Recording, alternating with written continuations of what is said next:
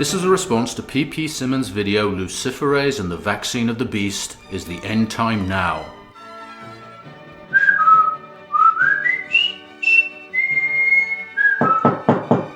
Come in. Carl! Pisspants! What are you two doing here? What's that?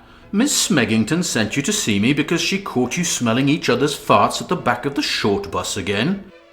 Well, I suppose that's just as well because I've been meaning to have another one of our little talks with both of you. You see, I was chatting with Professors Dunning and Kruger in the Teachers' Lounge the other day, and they happened to mention that you've been smearing science with your Bible-thumping numbnuttery again. As you know, boys, I don't look kindly on that kind of behaviour, and so I felt compelled to fire up my browser, place a large dollop of industrial-strength Vicks VapoRub on my upper lip, take a deep breath and rummage around in your channel to see what kind of putrescent floaters I could dislodge. It should come as no surprise, of course, that I shortly thereafter discovered that my sources had in no way been shitting me, and that the two of you are indeed still laying down your anti-intellectual skid marks on the information superhighway. However, in this instance, instead of trying to dismantle evolutionary theory like a pair of mentally impaired monkeys attempting to jailbreak a cell phone by banging it frenetically on a rock, you turned your pitiful ineptitude to the subject of COVID vaccination. As a result, you've again ventured into territory that could do actual harm in the real world by dissuading those who lack sufficient sense to not listen to you from getting immunized. And as a result, this particularly loathsome offering may in fact make it into the record books, if not for its length, for its positively repugnant stench. And so it appears to once again fall upon me to clean up your mess and introduce some much needed education to your arse ends. So Carl, why don't you take your hand off your crotch and Pisspants wipe up the snot, tears and piss, and then both of you drop your strides and bend over your desks while I go fetch the birch and play the first clip. Williams was asked if he would make some sort of mandatory vaccination recommendation. Williams acknowledged that we can't force someone to take a vaccine. I would add the word yet there. But went on to explain to how people who didn't take it would have their freedom of mobility severely restricted. Well, that like is a way. That's a way of forcing you to. Because if they tell me, Carl, you can't fly anymore, you can't drive anymore, you can't go to the grocery store anymore because they won't let you in. Mm-hmm. You can't go to Walmart or wherever. But we're not forcing you to take it now, Carl. But if you don't, all of these places are off limit. Go ahead. As you'll notice, boys, I've taken some liberties with my editing in this response to both minimize my viewers' exposure to your sewer of consciousness drivel and to develop some degree of cogency in my response. The danger of doing so, of course, is that I may inadvertently misrepresent some of your so-called thoughts, and so, as always, I recommend that everyone watching jump onto the YouTube turd chute and take the Duty Express straight to the P.P. Simmons channel to check out the original in its full scatastic glory, providing, of course, that they have both the oral and intestinal fortitude for the task. So, to give a little context here, the Dr. Williams you're referring to, Pisspants, is Ontario's Chief Medical Officer of Health, Dr. David Williams. And the reason he can't, and despite your odious little insinuations to the contrary, never will force anyone to be vaccinated is because of a concept we have in civilized society called bodily autonomy. You know, boys, the same bodily autonomy that frothing religious zealots like you would love to deny others at the drop of a crucifix or a Quran. So I have to say that the irony of seeing you two delicate flowers lifting your skirts and squealing like little girls at the mere thought of being denied yours was thicker than the biblical glasses Ken Ham puts on whenever he's within pissing distance of a copy of The Origin of Species. Furthermore, the principle of bodily autonomy directly leads to the practice of informed consent, which precludes anyone from carrying out a medical procedure of any sort on anyone without their explicit permission. Of course, it's evident that none of this even registered inside the cramped confines of your minds, presumably because they're too busy fantasizing about chilling out with Jesus and Jehovah to have paid any attention. As for your argument for forced inoculation by proxy, Carl, while at face value it may appear that you have a point, that point is somewhat blunted once one realizes that you're ignoring the reasons behind such measures, just like the polite guy sharing the elevator with you ignoring where the sulphury smell is coming from. You see, public health officials are painfully aware that vaccine compliance is still far from short of achieving herd immunity, not least because of the efforts of immoral, antisocial misinformation peddlers like you, and so make these recommendations for a number of reasons. Firstly, some people can't be vaccinated due to a number of underlying health conditions, and so rely on people who can get a shot not to be selfish or mentally defective dickweeds when it comes to protecting them. Secondly, a large group of the population still can't be immunized pending further clinical trials. You may have heard of them. They're called children, yet apparently you and Pisspants have no qualms when it comes to dissuading others from taking the steps necessary to protect them.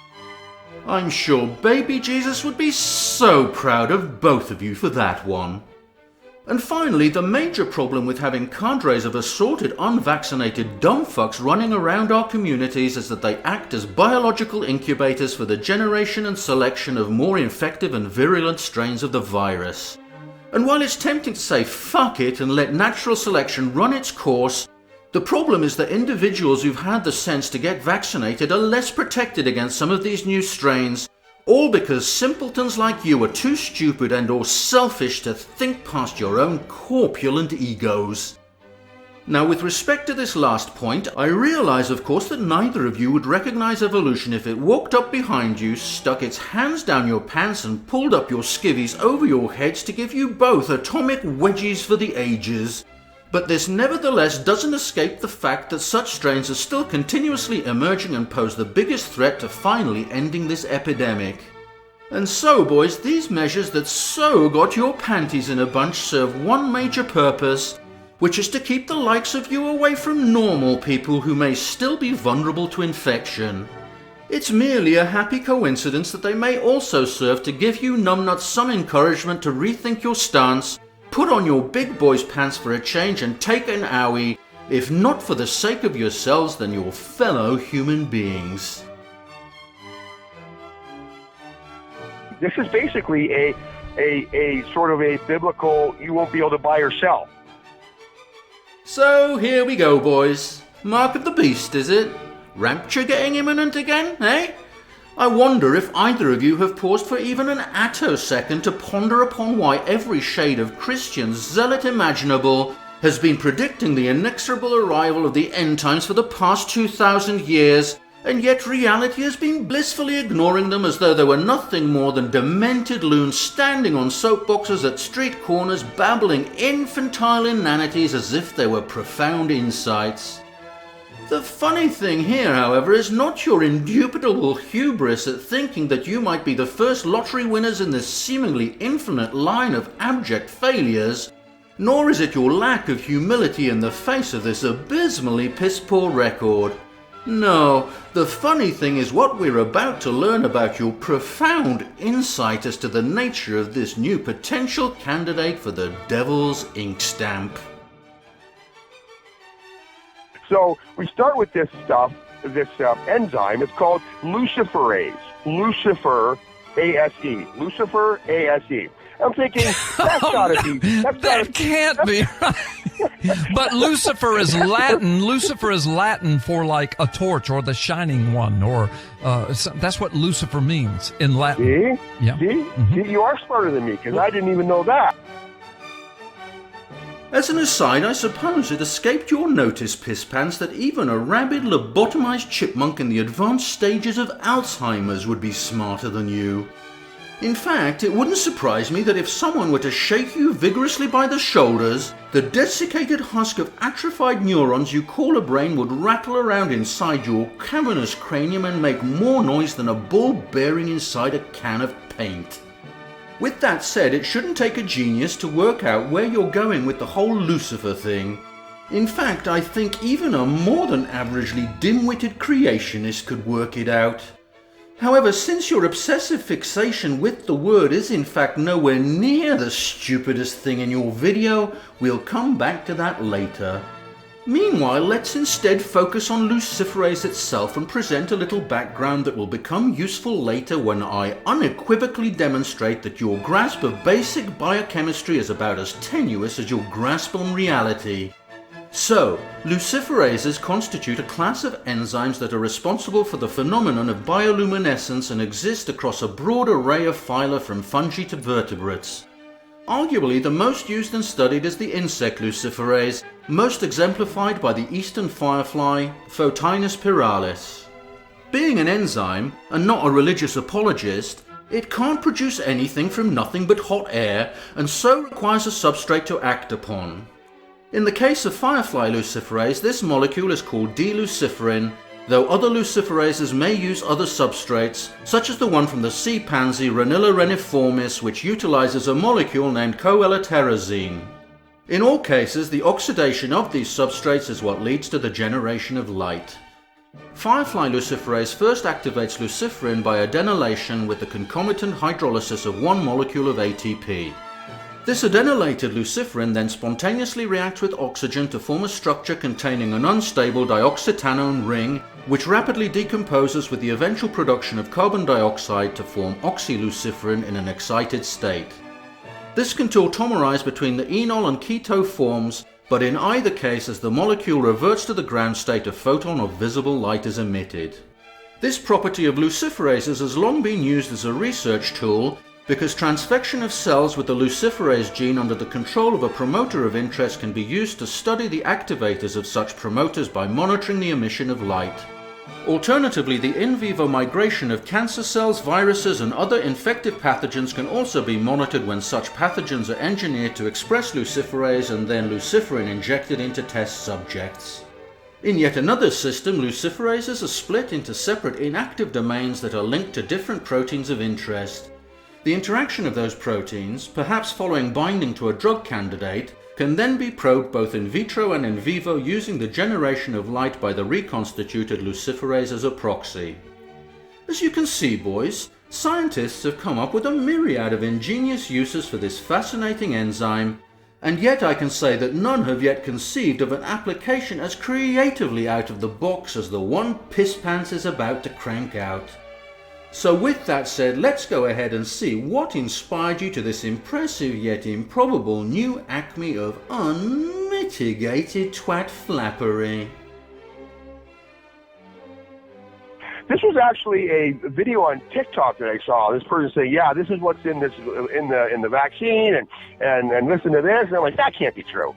So I did the research, and sure enough, it's true.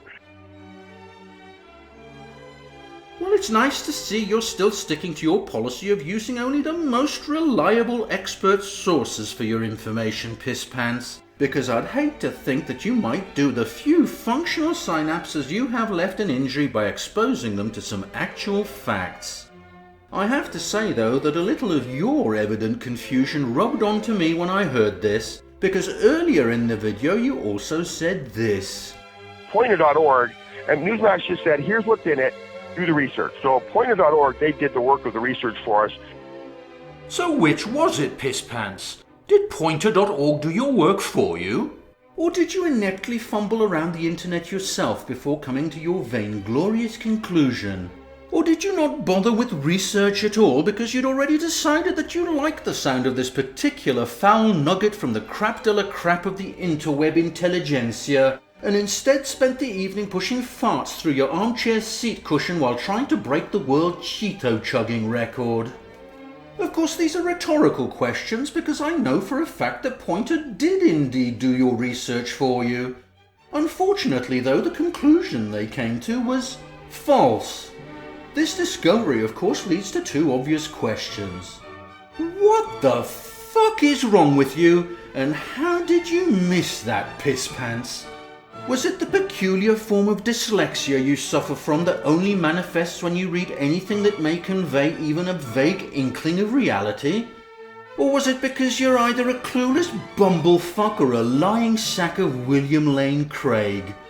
Furthermore, you'll be glad to hear that I actually did go on and do some of that research you profess to be so keen on, and found the ingredient lists of the Pfizer, Moderna and J&J vaccines right there on the CDC's webpage for all to see. Now, Pisspants, why don't you pause the video for a moment, take off the biblical glasses you bought at the Ark Encounter gift shop, and take a gander to see whether there's anything even vaguely diabolical listed. No? Nothing? Well, isn't that strange? However could that have happened? Well, I suppose that's a consequence of convincing yourself that reading nothing but the scribblings of long-dead camel-bangers somehow equips you to opine on the work of people who are smarter than a pubic louse by the same magnitude as a pubic louse is smarter than you. Now, all that should be sufficient to summarily drag the metric fuckton of garbage in your video into the recycle bin without even a moment's hesitation. But in doing so, we'd miss out on the comedy gold that you injected into the proceedings when you shared the fruits of your intensive research. So what is the purpose of luciferase? Luciferase is the tracking mechanism. That's the tracking mechanism. Fuck me with a lightly greased crucifix, Pisspants. I bet you had to give that gerbil on the rusty clapped-out treadmill that powers your thought processes an extra-large dose of meth to come up with that one. And when I heard what came next, I was convinced that the treadmill had bust a strut and was careening around your cranial cavity like a suicidal carny in the cage of death. Because luciferase will light up the antibodies. Should the vaccine produce antibodies in your body, they will know that the antibodies are being produced because luciferase will light up the antibodies in your body. This is the tracking mechanism. As a biochemist, Pisspants, it's hard for me to articulate how unintelligible this epitome of bumbledom is, but I'll give it a try. It's almost like you picked up a random copy of Nature, put on a blindfold, cut out some random pieces in the hope that each would contain a word, stuck them into your colouring book using a child-safe glue stick, left the book overnight for the dog to chew on, and then used it to wipe your ass before going to the P.P. Simmons studio to record your incomprehensible cranial flatulence. You see, Pisspants, even if these vaccines contain luciferase, there's no biophysical mechanism by which it could be specifically activated by COVID-specific antibodies, and so no way that they could light them up, whatever the fuck that means. Of course, I could be wrong, and perhaps you've picked up on some cutting-edge research I'm unaware of while browsing the stacks of the biochemistry department library of your local university. But then again, it's also possible that Carl might go a day without sticking his hand down his pants to see whether they've dropped yet, but I'm not holding my breath. Now, I do realise that there are some idiots out there whose IQs aren't quite as many standard deviations to the left of the mean as yours, Pisspants. So for them, let me entertain the idea that the noxious miasma you just blew off was intended to convey the thought that these alleged luciferases or luciferase mRNAs in these vaccines will be used to determine individuals' vaccine status irrespective of your self-induced hallucination and subsequent ineloquent guff about antibodies. You see, there are a few problems with this redolent little audio of a conspiracy theory.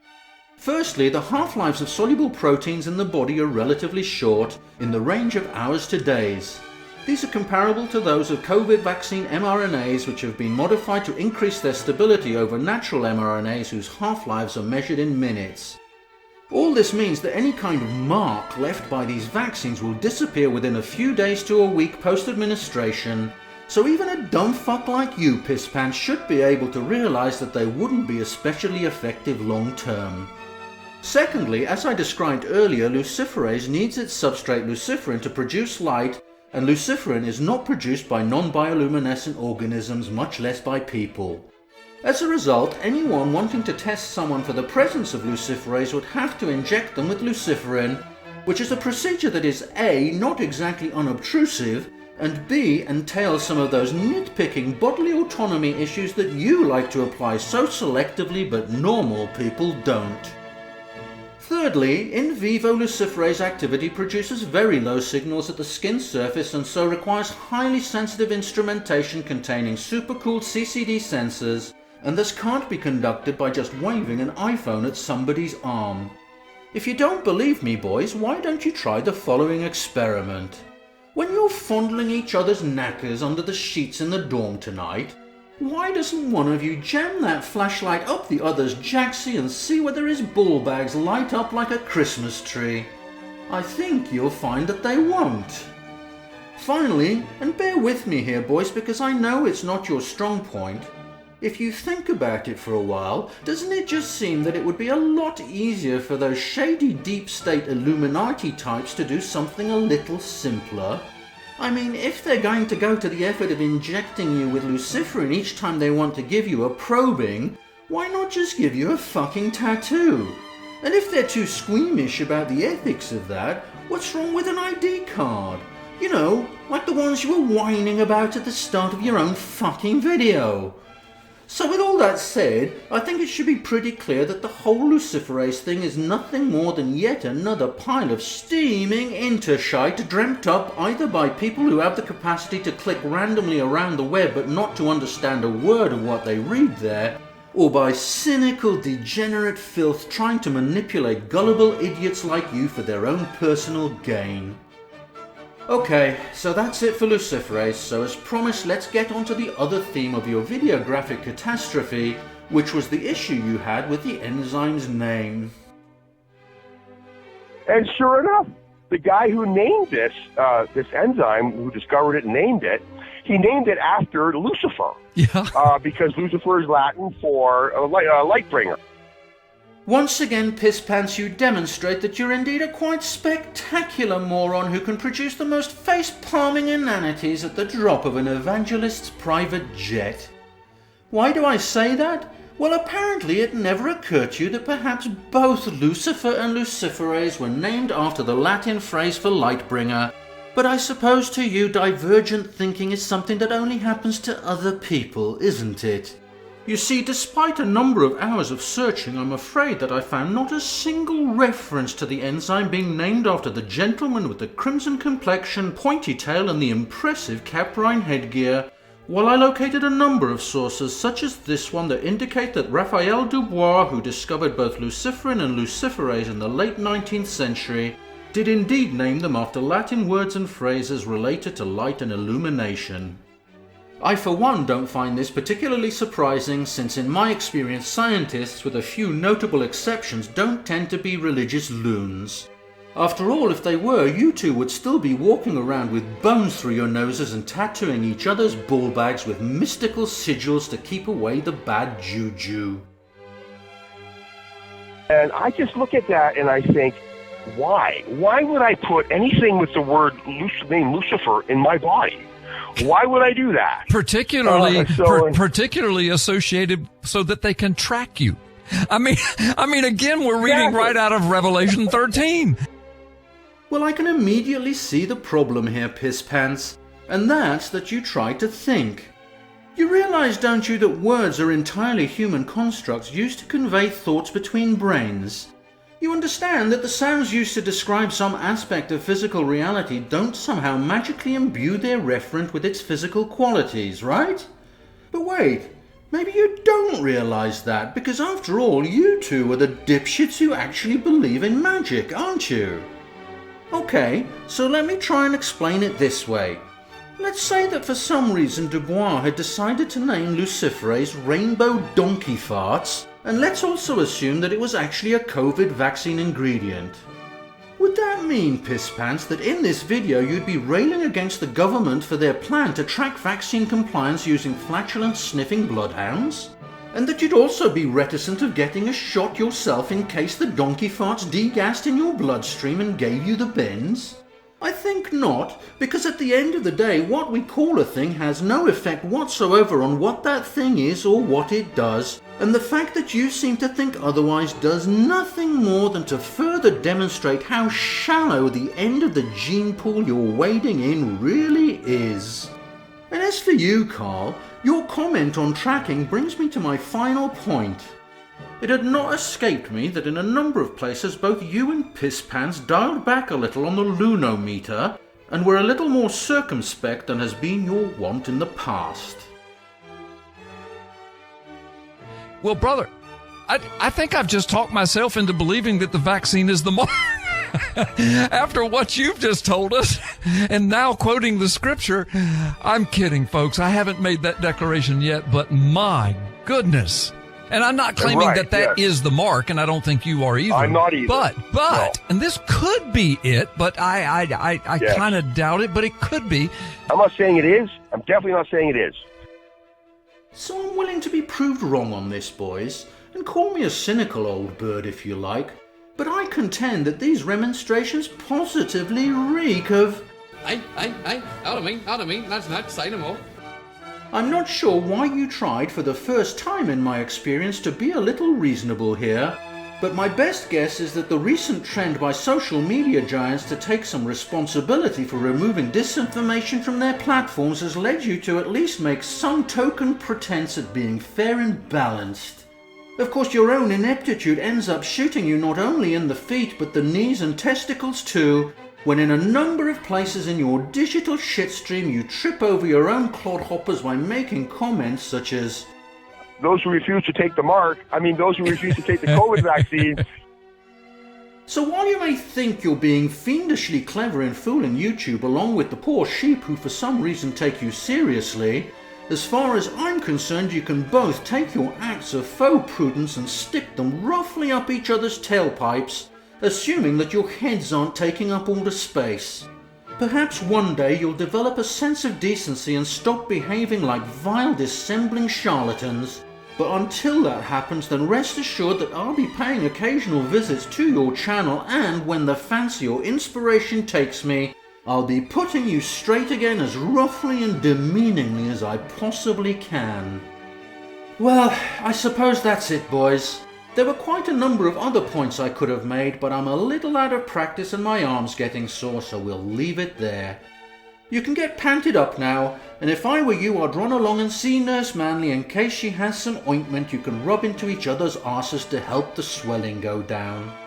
In the meantime, you might want to consider being a little more careful about the subjects you lie about in public, because despite what you may think, you're not making yourselves or your religion look anywhere as good as you think you are.